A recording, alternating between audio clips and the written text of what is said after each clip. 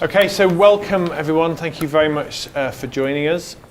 We kicked off IMTalking in the summer on our away day, and it's great to bring it back here. We're going to have these events from time to time, but I'm over the moon to say that our first guest is Jason Fox. Welcome, Jason. Hey, of course. Quite right too. Many of you will know Jason from Channel 4's SAS Who Dares Wins, and earlier this year a second show for the channel, the documentary series Meet the Drug Lords.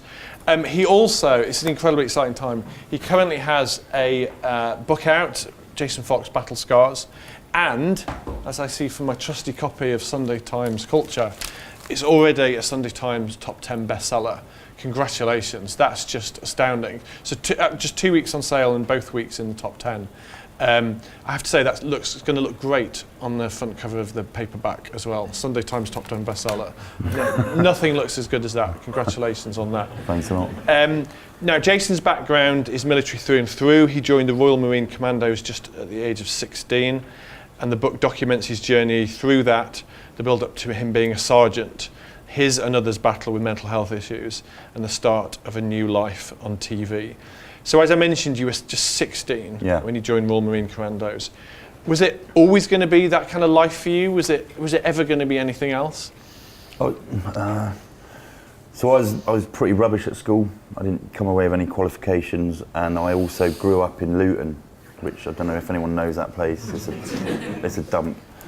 So I was basically not good at school. I was getting into trouble, and I needed to get away from Luton, and that was pretty much what drove my decision to join the military. The Marines was just because my dad had been in the Marines years before. I didn't remember it, but it was an influencing factor when I realised I wasn't doing very well. I think that I had aspirations at about the age of 10 of wanting to be a graphic designer.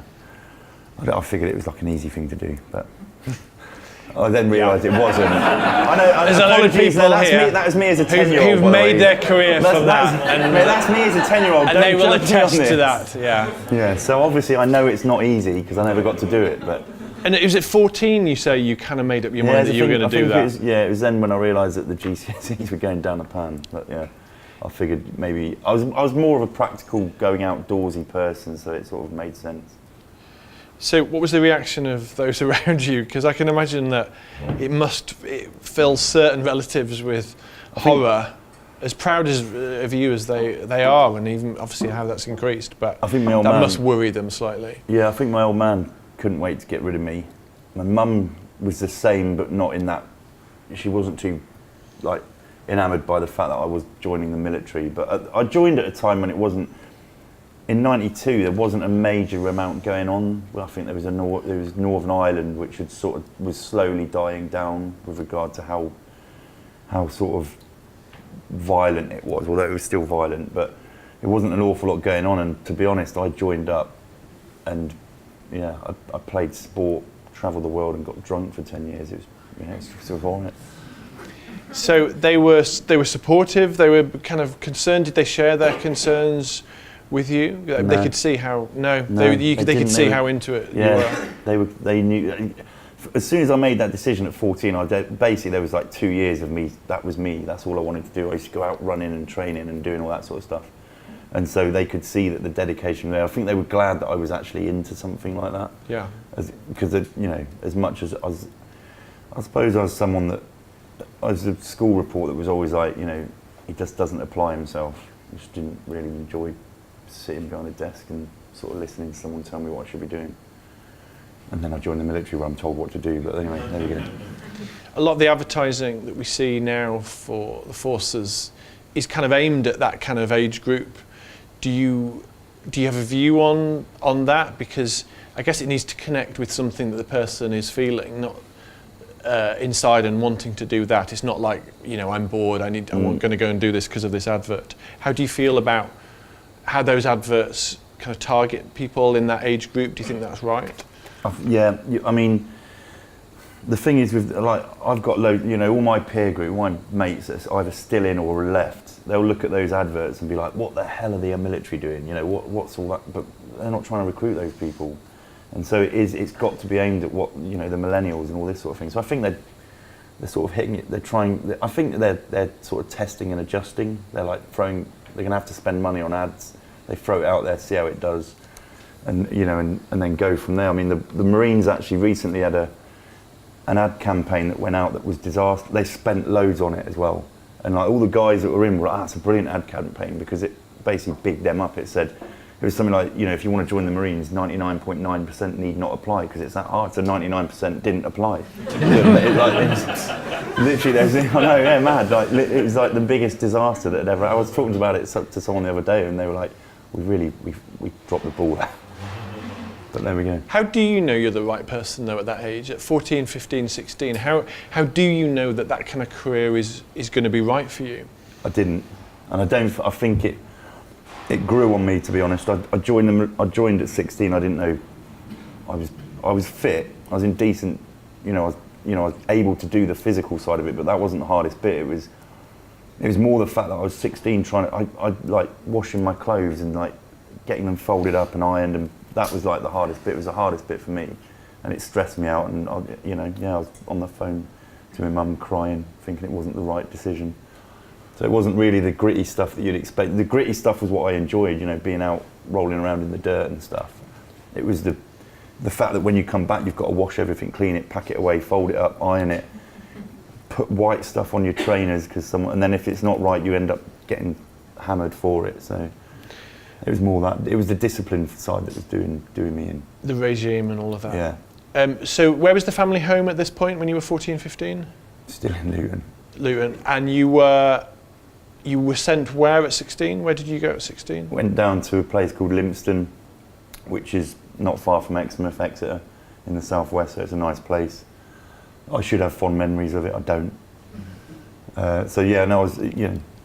I did go home on like leave periods because I was still quite young. But then once I'd finished the training and I'd got drafted or posted to my unit, so I then sort of like lost touch with.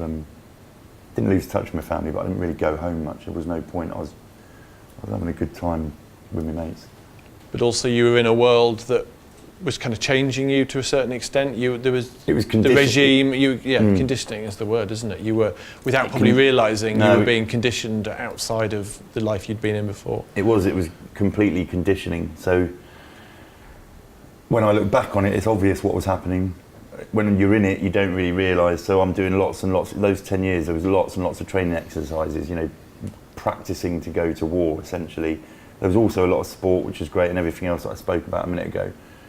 And it was great, but there was like an element of like, when are you going to get to do this properly? And I liked being on exercise. I liked being out, like I said, out in the mountains or wherever it would be, doing hard stuff. But there was an element to most guys that joined up at the same sort of time that were like, it's not like you wish for something to happen. You're just like, I want to know that I'm good at this in a proper, you want to be tested. In an operational environment. Yeah.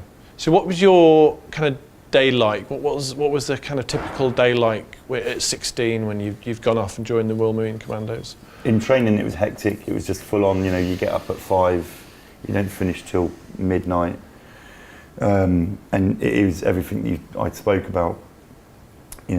Making sure my admin's squared away, but then also going to do physical exercises, going out in the field. If you go in the field, you're out for 7 to 10 days living, under a bush, running around, putting cream on your face, you can't be seen, that sort of thing. But then that slows down a little bit. You join a what they call a fighting unit. So what do the army call them? Battalions. And normally, if you're away, you're working hard. You'll have a bit of downtime in that time that you're away, but most of the time you are putting in a lot of work. You'll be, live firing, again, learning all the skills that you need to hone to become good at war fighting. But when you're actually back on camp, it is quite monotonous and boring. I mean, you'd turn up, go to work, make sure you look smart, then you'd be cut away for sort of like 9:30, 9 after you've done a bit of exercise, and normally go back and watch a bit of Jeremy Kyle or something, which isn't good for the soul. So you're aware of the ups and downs then in kind of your mood and how the regime is affecting you, but you don't, I guess at the time, see that as a negative. You see the downtime maybe as a negative, but you're so enjoying the uptime that you don't in a way think anything of it. Well, the thing is doing that regime that we're in prior to going to war is exactly like going to war. It's like an emotional roller coaster.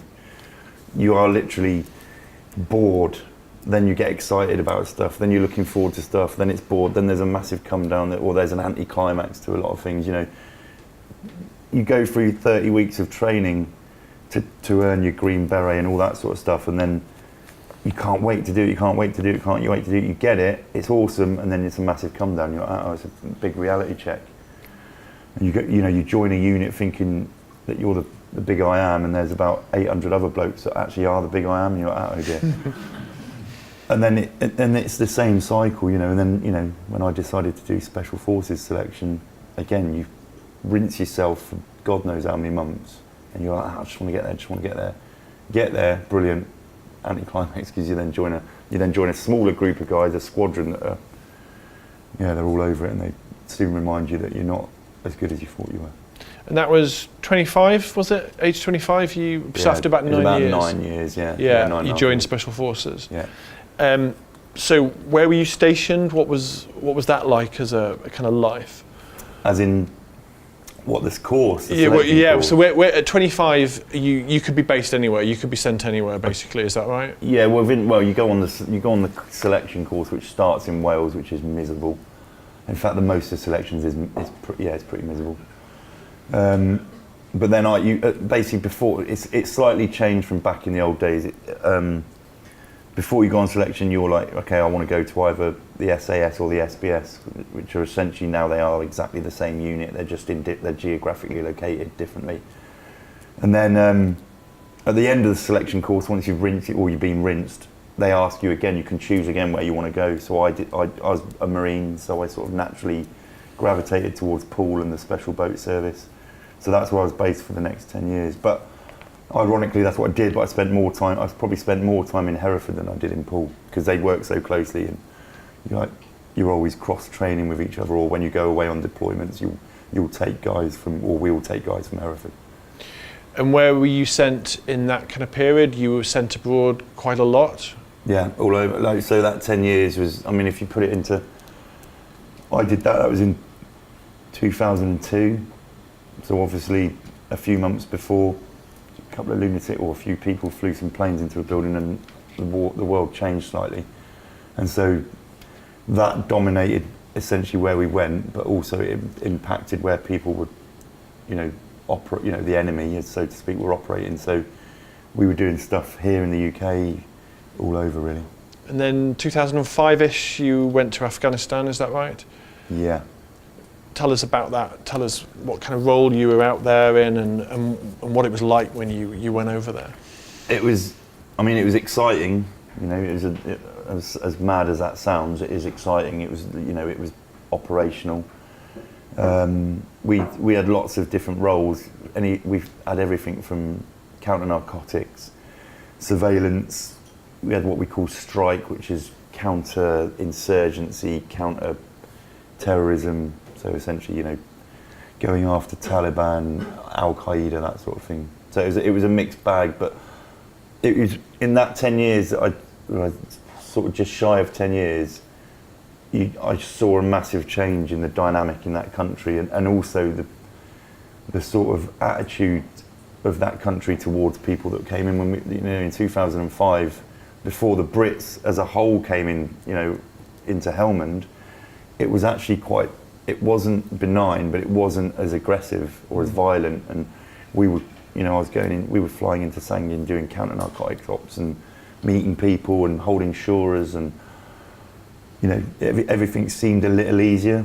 And the Americans that had places they had bases all over the place. Those bases were called PRTs, which are provincial reconstruction teams, which puts a whole different spin on what the atmosphere was. They were there to help reconstruct provinces. As soon as it changed in 2007 and the Brits came in, they took over those PRTs, and they called them either forward operating bases or fire bases, which you change. The base looked no different. It just changed its name, and changing its name it made everything more aggressive. So that's when it started to ramp up. And the people there, I think, in my opinion, they saw it as more of an invasion than people going out there to help them. So 2007 onwards, what is your life like? Things have ramped up. It's got pretty scary. The numbers of people out there increases. It's a whole different thing at that point. Yeah. We predominantly lived in Kandahar, which is an airfield, and that's got about, I think it was 35,000 troops lived there. Only 800 of them ever went outside the wire, so to speak, and actually went on the ground. So that's mad. That is a mad amount of support, the supporting elements that you need to get those 800 people out. But the tempo was, as in the operational tempo, was mental.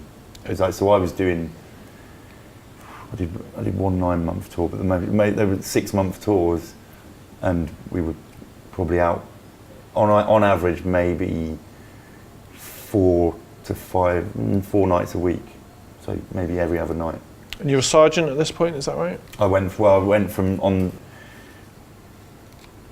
through every rank, to be honest, in Afghanistan. So from a private or a troop or whatever you want to call it, Marine, to corporal to sergeant. So 2007, you're responsible for how many men? 2007, I was probably still responsible just for myself. Really? Yeah, that's enough for that point to keep going. Still is enough. So the story, the incredible story of how you rescued a civilian from roughly about 400 insurgents. Tell us that story. All right, yeah. So one of the things that we do is, it's in our remit, job description, is conduct hostage rescue. Everyone in the Special Forces wants to do a hostage rescue. There's a lot of kudos involved in it. I don't know why. It's like probably the worst situation you could ever throw yourself into. It's a time and a place of the enemy's choosing, and they pretty much know someone's coming to get this guy. It was a guy. However, we found out not through any intelligence sources, we found out through Sky News, because journalists are journalists, and that someone had been captured in the north of the country, and so we decided to find out who he was. We thought he was American because it was for the New York Times. Then we found out he was obviously freelance, and he was Irish, from Southern Ireland. That sort of threw a spanner in the works because we didn't know whether we would be allowed politically to go and rescue someone that wasn't a British national. Then we found out he was married to a British lady, so then we were like, okay, right, now we have to spin up an option to go and find him. Yeah, he wasn't supposed to be up there, but he was up there, and we sort of came up with a plan. That plan took a long time to brief out to everyone, a good 2 hours. It was quite a basic plan, but it took 2 hours because we like everyone to know exactly what they're supposed to be doing. And then literally 5 minutes before we took off to go and get this dude, he apparently had changed location completely, so the plan was actually then rebriefed on the back of a fag packet, which is true. It was on the back of someone's fag packet, and it involved there was 4 squares. There was 1 square and then 3 squares sort of surrounding it. And it was 1 square was the building, 3 squares were the helicopters, and it was right, we're just going to land here, and run off the back of the helicopters and see what happens. So, I've gone on bigger and better information. But yeah, I mean, it was a mental night. It was very mental. Within 6 minutes before we landed, I'm looking out the back of the Chinook. I'm in the second Chinook, and I've got my night vision goggles on. I've got all my body armor, helmet, weapons, and all sorts. Wondering thinking it's going to be another one of those. All the information changed at the last minute. We're probably not going to find this bloke. It'll be a mega boring night. Normally that happens, and then literally 6 minutes out, the guy, the crewman at the back of the helicopter, stands up, shouts out 6 minutes. It's obviously really noisy. And then I remember looking out, they have the ramps open because the heat, so it's just like sort of Royal Air Force air conditioning. They just get wind coming through the helicopter. I remember looking out the back, I could see the 3rd helicopter behind us, and then the sky just erupted into what can only be described as a mental fireworks display. And I could see heavy machine gun fire hitting the helicopter behind. You could hear it hitting our helicopter. You could feel rocket-propelled grenades, like airburst ones, going off. And yeah, it was pretty hairy. And that went on for 6 minutes. I was caught holding my mate's knee, which wasn't deliberate. I thought I was holding my own knee, squeezing it, but it wasn't. He was holding mine, I was holding his. We had like a weird, embarrassing moment in the green haze of night vision. And then you land, and then what? Then we landed, then we ran into essentially a shit fight, excuse the language, but yeah, it was mad. Within 20 seconds, one of our guys was dead. He'd been shot in the head, and that was another team. I didn't know that had happened. Well, I did know it happened because it come over the radio. They tell you information that's relevant to getting a job done, but they don't tell you information that's relevant to being a human. So all of a sudden you hear that someone's dead, but you don't know who it is, and you're going through your mind like, is it my best mate? Is it a new lad that I don't know? Is it the bloke I think's a bit of a knob? You know, that's going through your head. And you know, I had like about 100 metres to run to get to the cluster of buildings, and you sort of like battling with your own emotions. And I remember getting into a ditch and like rolling back on me. I was laying on my back, changing my magazine. Everyone else is there with me. You know, we've all made that initial bound, and I remember like a weird emotion coming, like rushing over me. I had this sudden urge to be 10 again at home with my mum, which is a little bit. It was alien. I'd never felt like that before, and I've been in situations not dissimilar. But it was, you know, it was weird. Well, my mum's mad, so I don't really like hanging around with her too much. But, you know, not in a bad way, but. You know. And then you find them. You find this. How long have you been on the ground before you're able to locate him? It's like officially, apparently, we'd only been on the ground like 10 to 20 minutes. It was in that time. It was quick. I mean, that is quick. I mean, it's not quick when you're getting shot at, but it is quick. And it just came. I got the message come over the radio that, you know, they say a word that says, you know, you've got what you've come for, and I'm like, bloody hell, he was here. And then our posture changes. We go from being majorly aggressive to just being a bunch of lads that want to get the hell out of there. So we come back into a regroup position, have a quick chat, and then we decide we're going to try and basically punch our way or fight our way 2 or 3 kilometres out to a sort of safe place to bring the helicopters back in. But that wasn't to happen. We just couldn't get out there. They were surrounding us, and then it came over the radio that it came over. I don't know why they told us this. This did me no favours, but they were like, "Yeah, we've estimated that there's about 400, enemy fighters had surrounded you." So bear in mind we're about 30 guys. Your mouth goes dry, to say the least, and you wonder, you know, whether you're actually going to get out of there. But we essentially called the helicopters into the same landing site, which is, you don't do that. But you know, these pilots were like, "Yeah, don't worry about it. Just sit tight." And they came, landed like balls of steel. Amazing guys, obviously, because they saved us. But yeah, we got out there, flew half an hour back to base. I'm still back on the helicopter wondering who's dead, obviously, but also there's like a big sort of, I suppose there's an adrenaline rush, but also you're like, we've rescued this bloke, which is a good thing. And I think the reason why guys want to do a hostage rescue is because, one, you're a soldier, and essentially you're always getting told that you're doing a good job, but it's only down to what the hierarchy, whether it's politicians, top brass, tell you, and what statistics you're fed. Whereas with a hostage rescue, you can quantify you have done a good job. You've got, you know, and it's a good thing. You've rescued someone from probably dying. So that was a good thing. But then, you know, someone died. It actually was one of the new guys that I didn't really know. Which weirdly, again, I'm like, oh, thank God it wasn't my best mate. But then that's out of order, isn't it? But yeah, it's a who natural you are, reaction. isn't it? Yeah. And then, aged about 36, you gave it all up. You got a normal job, or a normal-ish job. Yeah, well, I didn't give it up. It was after that tour. That was the beginning of a 6-month tour, and I remember actually there was one of the young lads came up, like that had finished. We stood by a hangar, an aircraft hangar, and me and 2 of my other mates, and we were like senior team leaders in the squadrons. There's 4 of us. We were stood. I don't smoke, but I stood having a rollie because of the night. I figured it was a good time to smoke. And we were just chatting about stuff, you know, just as, you know, a bit of black humour thrown in, you know, we're soldiers. And there was one of the young lads, and he was like, and he came over to us and he was like, is that what it's going to be like all the time? And we were like, I fucking hope not. it was pretty heavy, but that was the beginning of a 6-month tour where we basically took 25% casualty rate. So that was dead, life-changing injuries or gunshot wounds, which is, when you get towards the end of the tour, it's like every other person in a room was, you know, you're waiting to go out again, you're like, ah, bloody hell, one of us could. So it was quite stressful, but yeah, it essentially set me on the path to leaving, because I then had to, it's not that anything bothered me, but I think I lost my mojo for it, and it was an alien feeling, and I was getting ready to go away again on another tour, and it just it felt like a black cloud looming in the distance, which I felt wasn't fair on people that I was responsible for, and also myself. So I thought, I'll go and get myself fixed. They'll have like an array of tools that I can employ to help me get rid of this black cloud feeling.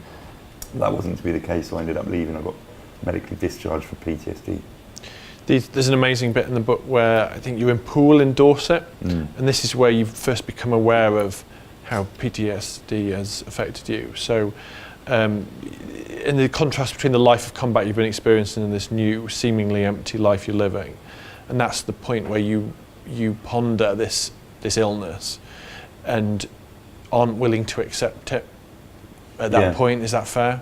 Yeah, pretty much. So I mean, the first, when I look back, when I reflect on it, I realise that it's the initial moment where I think something massively changed. When you're in it, you just think, oh, it's just a bit of a weird feeling, because I'd just come back to Poole. It was like literally, we'd gone out on a night job. It wasn't mega eventful, apart from some guys got blown up, but not badly. They got blown into like the bushes and stuff, picked themselves up, dusted themselves down. We've been like, bloody hell. But we got back from that. We packed our bags, and then within 15 hours, I'm walking down Poole High Street shopping, and I'm a bit like, this is weird, you know. And I remember when I look back on it, it felt like a bit of an out-of-body experience, where I'm sort of like looking at everything rushing around me, and I think it was just me feeling a bit detached from everything, and actually I didn't want to be there. I wanted to be back out, and that looking back on that, you're like, oh, bloody hell, what does that mean? And those signs kept coming back. You realised something was up when that kept happening. It didn't keep happening. No, it was when I was losing interest. So you get to, as a lad, and someone that wants to do that job, you do cool stuff, and you know, we were going away, you like skydiving, you know, all work related stuff, and I was getting bored of it, and I was having to, you know, a senior team leader, I'm responsible for briefing lads up, executing operations and exercises with them, and then debriefing them, and having to be a ball of fire, and I was like, oh, I can't be arsed. Yeah. And it was only that the responsibility, the fact, I can't do this for these other people, I don't have the energy to do it for them. Exactly, I wasn't having flashbacks or anything, you know, I wasn't having the Hollywood branded PTSD where I was jumping under cars because one backfires. It was just, I couldn't be arsed. And it was hard for me to motivate myself, and I figured, right, that's what I need to, I'm obviously having a drama. So I went and saw someone, but I wanted it to be all informal, because blokes in that job don't talk about it, do they? So. And since then, you've made it part of your mission, and part of the reason you're here today to talk about this is to work in that kind of area. It's Rock to Recovery is... Yeah. So, do you want to tell us a little bit about that, and kind of the work you're doing now to bring awareness of mental health issues in the military? I left for obviously what we just spoke about, and then I was a lost soul, to be honest. I didn't know what I was supposed to be doing. I was in a bigger hole when I left. Actually, it wasn't. I was told that's what would fix me. It wasn't. It was probably what made me worse, because I lose my identity. I lose sense of belonging, a bit of kudos that goes with it. And I've been doing it for so long. But in that time, I bumped into a mate of mine that I hadn't seen for a while. He was an ex-Marine. We actually left at the same time for the same reasons. And we were sat down having a drink, and we were just moaning about the system, going, that was shite. Could have done that, they should have done that, I got forgotten about here. And then we thought, well, instead of moaning about it, let's set up something that helped people in our situation. We didn't know what that was going to look like. I don't think we still know what it looks like, but it seems to have grown arms and legs, and Rock to Recovery is essentially, we're like an organisation. It's not a charity. Everyone thinks it's a charity. It's not. It's charity linked, but we're an organisation that sort of it aims to change people's lives. So we've got intervention, people that do the intervention, so coaches that they literally go and talk people off train tracks, that sort of thing. Then they get them into a place where they're now able to move on with life, and then we help them refocus. So Rock to Recovery. as in the rock that helps you refocus and move forward with your recovery. And so yeah, it's gone from something that we didn't really know what we were doing to this organisation that apparently this year we've like impacted 1,000 lives, which is incredible. But yeah, I mean, my mate's the brains behind it, by the way. I'm sort of like, I just talk. This was your friend that was the Marine, yeah? Yeah, Jamie, yeah. And when you have the conversation with Jamie about why did they do it like that, are you able then to feed that back in some way? Are you able to have an effect so that the next generation of you are able to have an experience that has less of the damaging stuff, or is it just endemic in that kind of military life? What can you do on that front? We didn't have any input, but then over time, I mean, I went to a charity do last night, and it's with all the top brass and that, and they come to us now and they're like, you know, what should we be doing? And we're now linked into them. So it wasn't like they didn't want to do it back then. It's just it was in its infancy and they didn't know how to manage it. It's like the organisation's like a person. As it gets older, it learns how to deal with stuff. So it's a lot better now. It can always be better, but we do feed back into it, and we actually get referrals from the military in an unofficial way. So what more can the military do for the next generation of you? It's tricky, isn't it? It's too tricky, but just keep learning. Understand that everyone's an individual. That's the problem with the military, is they create people to operate, you know, under one umbrella. But then when you've got people that are starting to have like wobbles and that, they're just individuals, and things need to be tailored to a certain degree. That's difficult, but that's the way it is. And then the other one I'd say is, which is something that they don't like talking about, but is to sort of pre-arm people when you're a 16-year-old recruit like I was. Maybe have a 45-minute presentation and talk to people about the fact that we're asking you to do all this, but you might feel like this at some point, and actually that's all right, but we've also got these tools that can help you if you do. So it's about changing the culture and breaking down a stigma. So it will take time. Particularly a male stigma as well, men assuming that they need to have a certain type of role and put up and not talk about it, when actually we need a bit less of that. I mean, it's predominantly men, but it will change, so it needs to embrace everyone. You know, we've already spoken about, or it's been talked about in the press, hasn't it, about women joining frontline, well, they're allowed to, frontline combat units and the special forces. And so your way back into kind of using your skills was kind of an odd way, and has kind of led to the career you have now. So you would work behind the scenes. I think there's probably like your mid-30s onwards, or maybe kind of 37, 38, kind of, you started working with TV companies. Tell us a little bit about that, because that's the way you got into TV is quite an incredible kind of story, but it started with this behind the scenes kind of work, didn't it? It did. It was a massive accident. I left, and I eventually got given a job. I got a job. I did actually get given a job, to be honest. It was as a projects manager for a facilities management company, which it wasn't really for me. I did it for 18 months, and then I was like, I can't do this anymore. So I left. I went into security. So I was essentially doing close protection, bodyguarding, which is a crap job. It's not glamorous.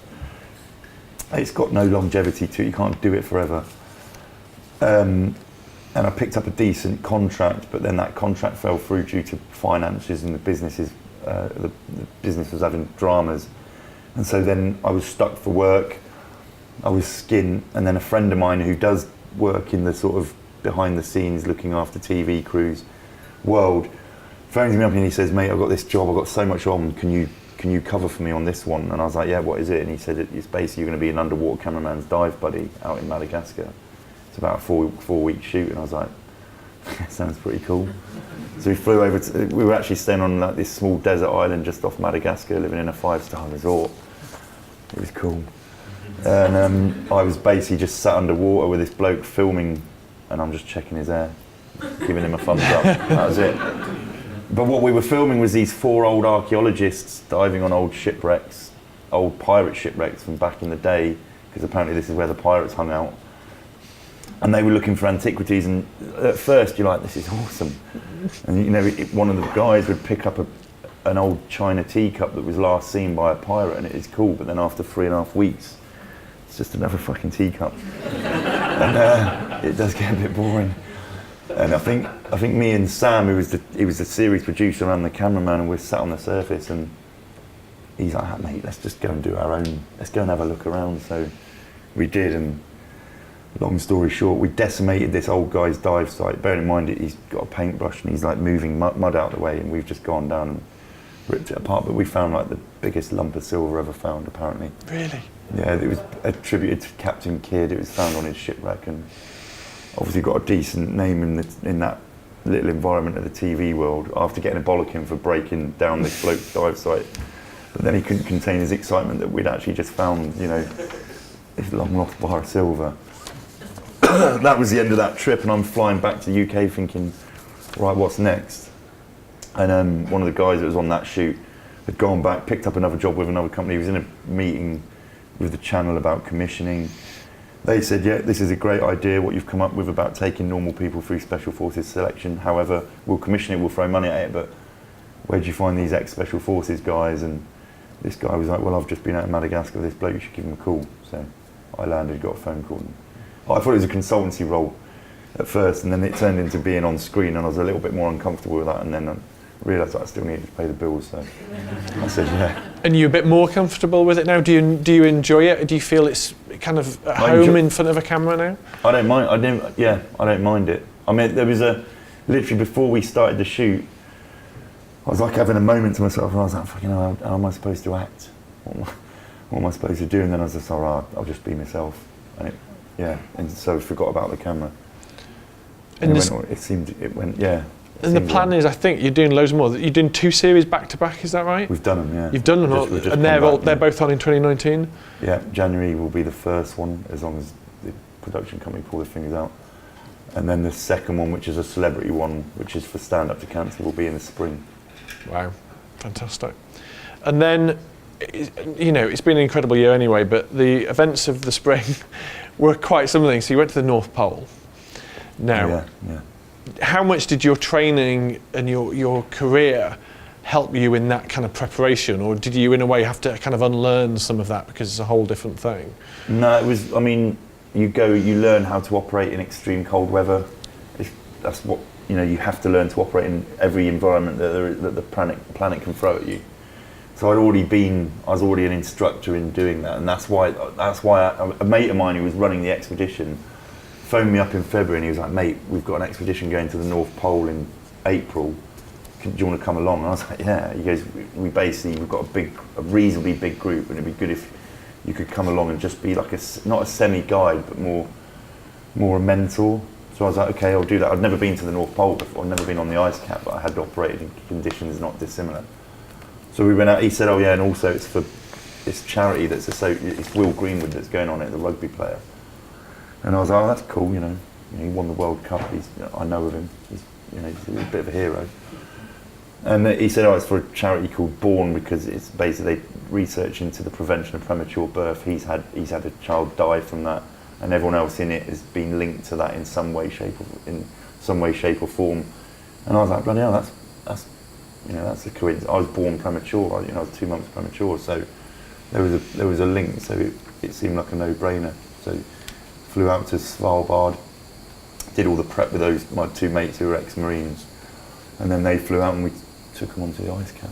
Wow! And how long did the expedition take? It wasn't that long. They were of varying degrees of fitness and capability. I mean, a lot of them were minted. You had like the head of oil and gas for Bank of America, who drinks a lot of red wine and red meat, and he wasn't that fit, so we had to tempo it. We had like a guy that was an Israeli oil baron who's apparently worth 17 billion or something. And it was funny, you get onto a Russian aircraft, an Antonov, which is falling to bits. It's a cargo plane. And like the last row of seats were kids' school chairs that wouldn't even be tied in, so when we took off, people fell back. We were on the cargo nets at the back like that, all wrapped up, like the plane was held together with black masking tape. I was like, oh my God, this is horrendous. We're flying along, and there's me, this Israeli guy, and then my mate sat next to him, and he goes, bloody hell, mate. He goes, this must be a shite site different to what you normally fly on. He goes, I bet you've got a private jet. And he just went, I'd have 2. I was like, that's cool. So that's the sort of people that we were going out there And with. it raised a load of money, and it's the most incredible charity. It And raised over $1 million, yeah. it's just unbelievable. It was good. It was a good experience. It was a good experience to be with those people. You had Will Greenwood, you had an Aussie rugby player called Dean Mum, who used to play for Exeter Chiefs. He's lost 2 babies to premature birth. So they all had a big reason to be. It was quite, I mean, I don't get emotional, but it was quite emotional when you saw what it meant to them. I mean, for me, I can't really remember being premature, so. We have a few minutes for questions. Does anyone have a question for Jason? Mr. Michael Hodges. Can I ask a slightly gloomy question? It's just, I just want to know how you and your friends feel about the amount of ex-service guys that are in jail or homeless who haven't been looking to you. I am lucky. I am very lucky, and I don't know why that is, but it is the case. I mean, it's not a good thing. The problem is, the issue, there's so many people that leave, and there needs to be someone that takes responsibility for them to a certain degree, because when you look at where the military recruits from, it's predominantly from people that come from broken backgrounds. They sort of prey on that, and so they're ill-equipped to then move on. Once military service finishes, which is a bubble, it's not the real world. When they leave that, they're very, very ill-equipped. They do try to equip them with the right skills, but there's the net's broken and people slip through more than that don't. So there's, people go into resettlement. I didn't do it. I slipped through the net because I just wanted to disappear. And resettlement apparently teaches you to write CVs and stuff like that. I think it should contain more than just trade training and learning how to write a CV. It should talk about relationships and conversations and social mobility, whatever the buzzword is, but it doesn't really, and that's what happens. Some people pick it up, but more don't, and also the military, because when you think about it, it's got one aim really, the MOD. It's to sort of deliver our foreign policies or whatever they may be in foreign climes and get on with the job, and it's like a big machine. It's like a sausage making machine. That's all they're interested in. When you leave, it's only then you realise that's the case. Because when you're in, you think, oh, I'm going to leave and I'll still be affiliated to this organisation, but it isn't. You leave and you're left and you're forgotten about, and so it needs to be addressed. I haven't got the answers, but it needs to be something that's addressed, because obviously that then in turn has an impact on mental health and everything else that goes with losing your identity, basically. Thank you for your question, Francesca. Do you have a renewed or different sense of your purpose in life and what you're doing now versus what you've been before? Purpose in life. What is that purpose in life? I was asking you. Yeah, I know. I was trying to deflect it. I think, so when I left, obviously I'm like, oh, I've lost my identity and my sense of belonging. But it's not the case. Like, you are your identity, you are who you belong to. So that's something you've got to remember. And then it's just a case of going on a journey, which is what life is, and then finding what the next big thing for you is. And now I'm lucky, told a few stories about how I got there, but I have found that. And my, the mental health, talking about it, breaking stigmas down, helping people in that way I do it because it's a good thing, but also it's good for me. It's a selfish thing as well. But you live with one person on the planet, and that's you. So you might as well look after yourself. But yeah, for me, it's like doing what I'm doing now is a good thing. Whether it won't last forever, I know that. But at the moment, it's a good thing, and then we'll look at planning and doing other things later on. So I have found a bit of a sense of purpose. Yeah. Good, Kasia. I was just wondering, as the world changes and we have different threats and the way we fight wars changes, how do you see the future of the military? And do you think it will be drastically different in the next 30 years? I mean, that's pretty much above my pay scale, but it'll be. There will be more investment in. They can't afford to have a conventional army as such that we know and remember, and they're downsizing it anyway. They will rely on smaller units, so there'll probably be and it's already happened with the SDS. Is it SDSR, whatever the initials are? You've got the downsizing of the conventional forces. You've got like an increased increasing budget for special forces, because when you think about it, a conventional army, whatever that may be, is a battalion is about 800 people. They go on the ground, they cost an awful lot to run, and they have a tactical, although the bigger picture is strategic, but they're tactically, their impact is tactical, it's at a lower level. When you look at 30 guys that are a squadron within the special forces, that's 30 blokes. They're probably a bit cheaper than the 800 guys, not a lot, but they are. And they have a strategic impact because although they deliver it at a tactical level, they have a strategic impact because they're given jobs that ministers want them to do or the top brass want them to do. And they have to have an effect that is noticed globally, politically, sorry. So there'll be more investment in that, there already is. And then I think it will swing a lot more towards cyber as well. I mean, they've already realised that that's where it's coming from, and it is coming from there big time. You know, Korea, people like that, they're trying to, they can have bigger impact at a lot less cost. Thank you, Kasia. Sinead? I was sort of thinking about when you were talking about not being so academic at school. Do you think there's a real lack of opportunity for young people, say like yourself then? And if there had been more opportunity, a more vocational career, you would have gone into the military? I don't know. I don't know what, for me, I don't know, because I still did have that influence, my family. I think they need, is it social mobility? Is that what people talk about? The fact that there's people that grow up in disadvantaged communities, and they're actually, you know, some people just don't get the academic side of it. I didn't.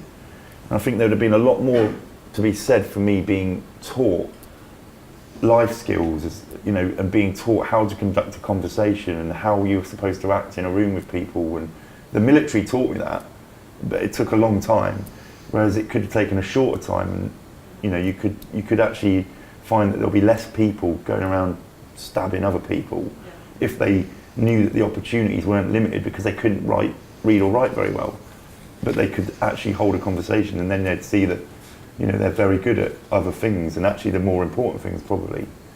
So I think, you know, curriculums need to be looked at a little bit. Thank you for your questions. Thank you for joining us. It's been great for you to come and speak to us today. Huge congratulations on the book, and another 2 series of the show coming next year. Good luck with everything. Jason Fox, everyone.